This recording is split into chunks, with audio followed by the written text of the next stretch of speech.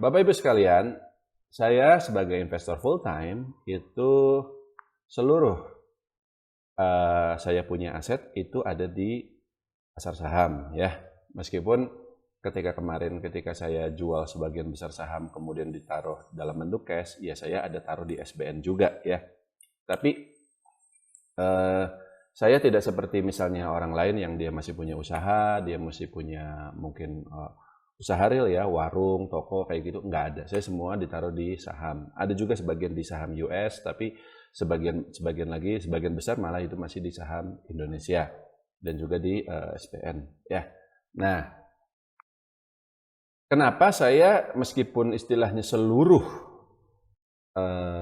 aset kita itu ditentukan oleh naik turunnya pasar ya. Maksud saya gini, kalau misalnya pasar ini IHSG besok-besok naik lagi, ya kita cuan lagi Pak. Dan cuannya maksimal karena kan kita udah full power gitu, semua uang dimasukin ke situ gitu.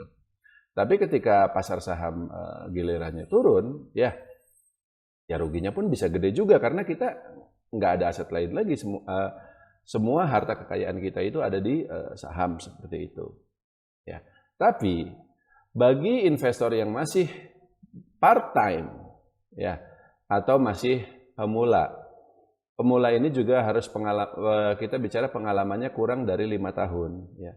Saya tidak menyarankan untuk seluruh aset Pak Hoirul ditempatkan di saham. Untuk awal-awal itu 20% dulu dari Pak Hoirul punya seluruh aset ya Pak Hoirul. Misal Pak Hoirul punya uang 100 juta nih ya. 100 juta ini pun kayak rumah, kayak kendaraan itu jangan dihitung ya. Itu kan untuk kita bertahan hidup. Kalau misalnya kita jual rumah, nanti kita tinggal di mana? Kalau kita jual kendaraan, nanti kita bepergian bagaimana? Itu jangan dihitung sebagai bagian dari harta kekayaan, menurut saya ya. Kalau misalnya Pak Hoirul punya uang 100 juta, dan itu adalah seluruh tabungan yang Pak Hoirul punya, jangan langsung masukkan semuanya di saham. Karena psikologisnya nggak akan tenang Pak Hoirul. Nggak akan tenang, percaya sama saya. Mau Anda baca analisis, saya tahu nih kita harus jual nih, saya tahu kita harus beli, tapi kalau psikologis kita deg-degan ya nggak akan bisa. Saya pun kadang masih suka mengalaminya loh sampai hari ini meskipun saya udah pengalaman belasan tahun ya kan. Jadi bagaimana solusinya ya? Awal-awal itu 20% dulu Pak Hoirul dari kita punya net worth. Bapak pegang uang 100 juta, 20 juta dulu. Paling ini setahun lah. Kalau selama setahun itu hasilnya baik, tambah jadi 40%. Sampai akhirnya kalau udah 5 tahun hasilnya tetap bagus, dan tetap bagus ini minimal gak rugi aja. Minimal untungnya sama dengan kenaikan IHSG aja. Itu tuh udah bagus banget Pak Hoirul selama 5 tahun. Ingat kita kan masih belajar ceritanya ya. Nah itu baru all in, 100 juta itu masukin semua. Udah 5 tahun masa iya sih psikologis kita masih lemah gitu, harusnya udah kuat. Dan selama 5 tahun itu kan pastinya udah mengalami juga naik turun termasuk market crash. Seperti itu.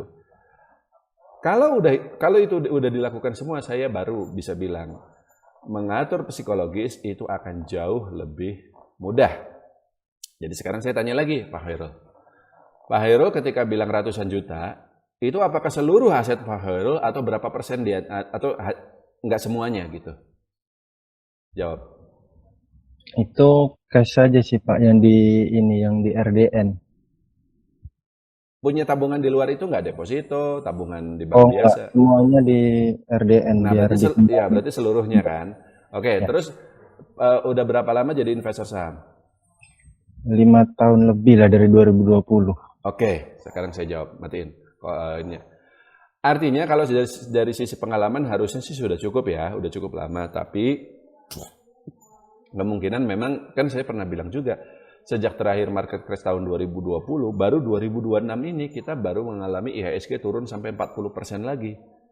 Belum pernah terjadi sebelumnya Pak Hoirul. Terakhir kali itu di tahun 2020 dan kemungkinan Pak Hoirul ketika itu masuknya ketika pasar sudah turun.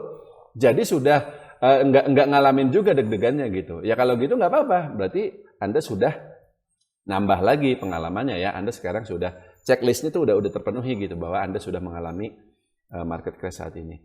Tidak ada cara untuk mengatur psikologis, satu-satunya cara adalah Anda harus mengalaminya dulu, dan barulah pada titik ini ya, saya berani jamin kalau nanti market crash lagi, Bapak akan lebih siap untuk menghadapinya.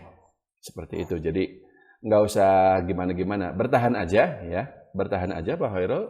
Dan ya kita kan nggak tahu ya pasar bagaimana naik turun besok, apakah akan naik lagi atau malah turun lebih dalam lagi. Tapi tidak setiap tahun Pak IHSG turun 40%, 40% seperti yang terjadi di tahun 2026 ini. Jadi kalaupun itu terjadi lagi, paling cepat mungkin 5 tahun lagi dari sekarang. Pada saat itu ya harusnya Pak Hoirul udah untung lebih gede lagi dong, ya kan?